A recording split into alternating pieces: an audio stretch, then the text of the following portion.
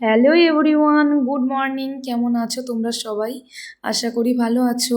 আমার নতুন আরও একটা ভিডিওর সঙ্গে তোমাদের সকলকে জানাই স্বাগত। তো দেখো বন্ধুরা, আজকে আমি ভাবছি তোমাদের সঙ্গে সকাল থেকে রাত পর্যন্ত কি করব সবটাই তোমাদের সঙ্গে শেয়ার করব।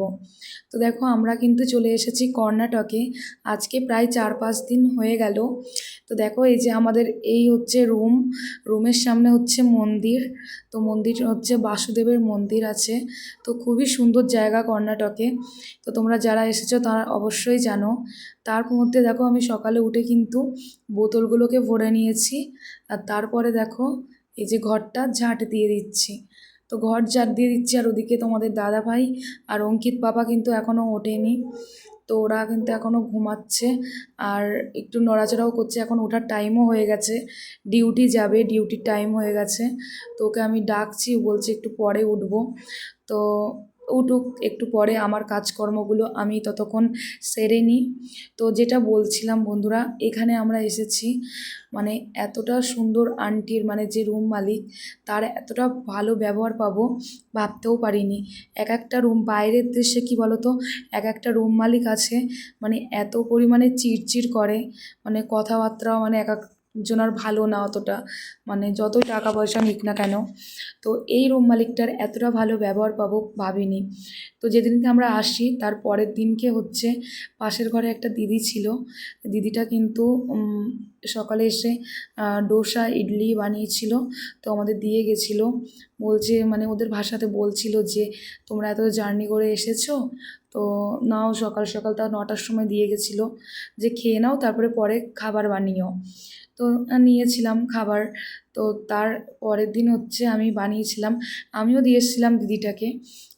তরকারি বানিয়েছিলাম, ফুলকপি আলু দিয়ে তরকারি, তোমরা অবশ্যই দেখেছো। তো সেই ফুলকপি আলুর তরকারি, তারপরে আমাদের ওখানকার আমের চাটনি, ভুজিয়া, চানাচুর, মানে ওখানকার যা যাবতীয় যা জিনিস সবই দিয়ে এসেছিলাম। নিচের আন্টিটাকেও দিয়ে এসেছিলাম। আন্টিটা তারপরে যে এত কিছু দেবে ভাবতেও পারিনি। হ্যাঁ, অনেক কিছু দিয়েছিল, তোমরা অবশ্যই ফেসবুকে গিয়ে দেখতে পারো, আমি ফটো পোস্ট করেছি। তো তারপরে দেখো, আমি ব্রাশ করে নিলাম সকালবেলায়। আর তারপরে দেখো, জামা কাপড়গুলো কিন্তু আমি ওরকম করে ভাঁজ করে নিয়েছি, সুন্দর করে ভাঁজ করে নিয়েছি। আর ওদিকে দেখো, সাজের জিনিসগুলোও কিন্তু সুন্দরভাবে রেখে দিয়েছি।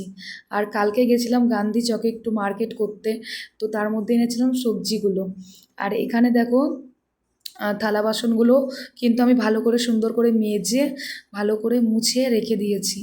আর এই যে আমার এদের হচ্ছে গণপতি, গণেশ ঠাকুর, তো এটাই হচ্ছে পুজো করি আমি এখন।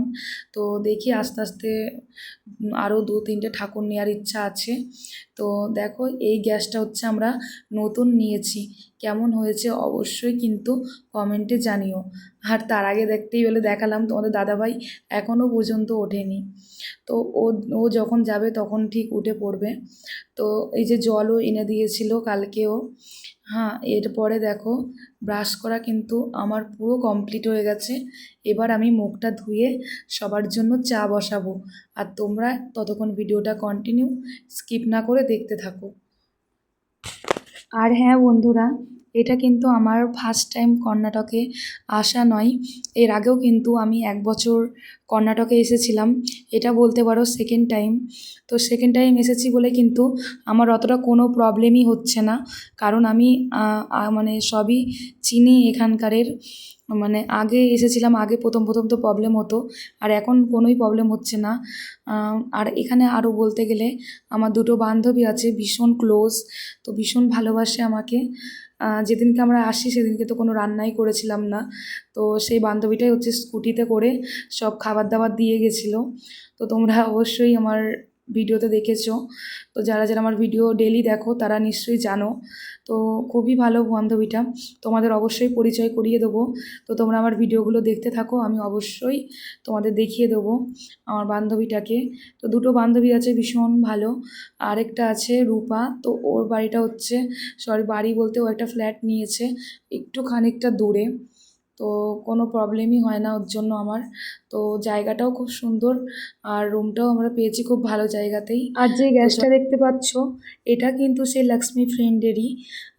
ওরা কিনেছিল রান্না করবে বলে, কিন্তু তারপরে হচ্ছে আমি ওকে বলেছিলাম যে আমি গ্যাস কিনবো, দিয়ে ও বলছে থাক তোকে তাহলে কিনতে হবে না, আমাদের কেনা আছে, ওটাই দিয়েই তুই রান্না করবি। গ্যাসটার দাম ৩৫০০ টাকা। ও আমাকে বলেছে তোকে বেশি দিতে হবে না, তুই ১৮০০ টাকা মতো দিবি তাহলেই হবে। দিয়ে দেখো আমি এই যে রান্নার জন্য এই গ্যাসটা আপাতত রেখেছি এখানে। তো পরে দেখি কি করি। আর নয়তো এটাও বলেছে তোর যদি পছন্দ না হয়, তুই যদি না নিস তাহলে তুই ৩-৪ দিন রান্নাবান্না করে তুই অর্ডার দিবি, তারপরে তুই আমাকে নয়তো দিয়ে দিবি। কিন্তু গ্যাসটা কিন্তু আমার ভীষণ পছন্দ হয়েছে। আমি ভাবছি গ্যাসটা রেখেই দেবো। তো দেখি পরে কি হয়, তোমরা অবশ্যই সবটা দেখতে পাবে। আর আমার তো মানে কি বলবো, শরীরটাও ভীষণ খারাপ, কথাও বলতে পারছি না, গলাটা ভীষণ ব্যথা হয়েছে। তো চলো এসব কথা ছাড়ি, এখন যেটা করছি সেটাই তোমাদের সাথে শেয়ার করি। তো দেখো আমি এখানে চা বসিয়ে দিয়েছি সকালবেলায়, আর তোমাদের দাদাভাই কিন্তু উঠে পড়েছে, ও কিন্তু ব্রাশ করছে উঠে। তো চলো আমি চাটা করে নিই, করে তারপরে পরে তোমাদের সাথে আবার কথা হচ্ছে। তো বন্ধুরা দেখো চাটা আমার ফুটে গেছে, এবার আমি চা পাতা দিয়ে চাটা নামিয়ে নেব।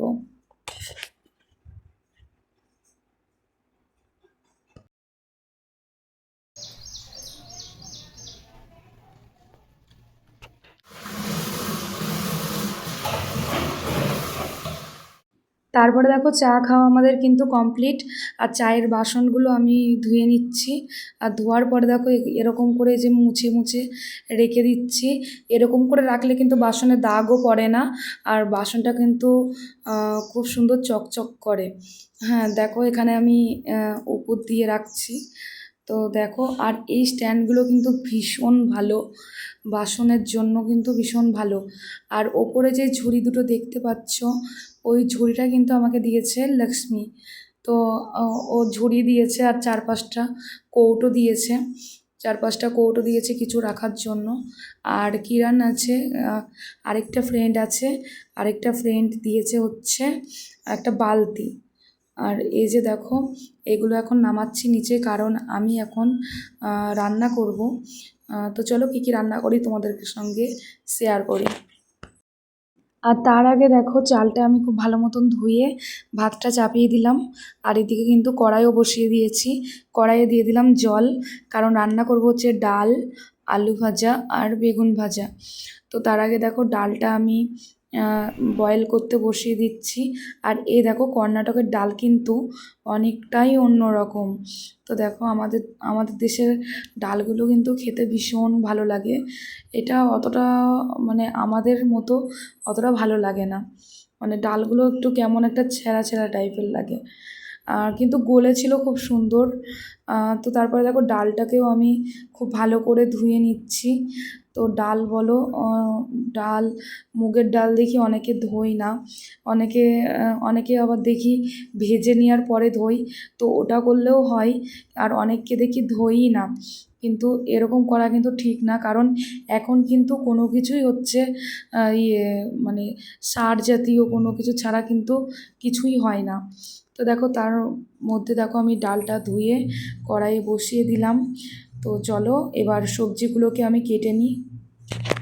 তো এই যে যেমন বলা তেমন কাজ, বসে পড়লাম সবজি কাটতে। আর দেখো এই যে এই লোহার বটিটা আমরা বাজারে মার্কেট করতে গেছিলাম গান্ধী চকে, তো সেখান থেকেই আনা হয়েছে। তো বন্ধুরা আমার কিন্তু সব রান্নাই প্রায় কমপ্লিট, আর এখন শুধু আলুটা ভাজলে রান্না ডান।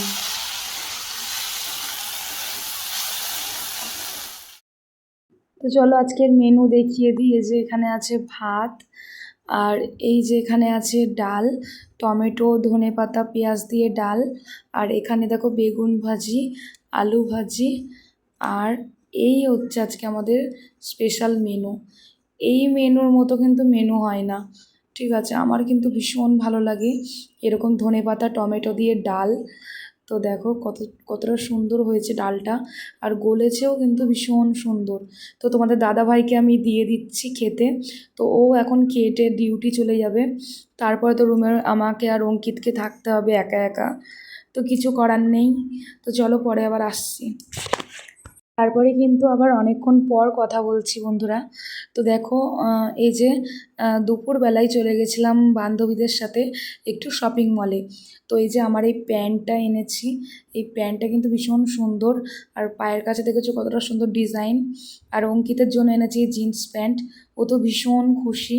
আর আমার জন্য এনেছি এই গেঞ্জিটা, তো এটার সাথে ওই প্যান্টটা পরবো। তো এই দুটো কিন্তু ভীষণ ভালো লেগেছে আমার। আর এই যে দেখো বিকেলবেলা খেয়ে নিচ্ছি একটু চানাচুর দিয়ে চাল ভাজা মুড়ি। তো কে কে খেতে ভালোবাসো অবশ্যই কমেন্টে জানিও। আর আমার পাপা কিন্তু ঘুমিয়ে পড়েছে। তারপরে দেখো সন্ধেবেলা চলে গেছিলাম মন্দিরে প্রসাদ খেতে। তো এখানে কিন্তু 15 দিন প্রসাদ খাওয়াই।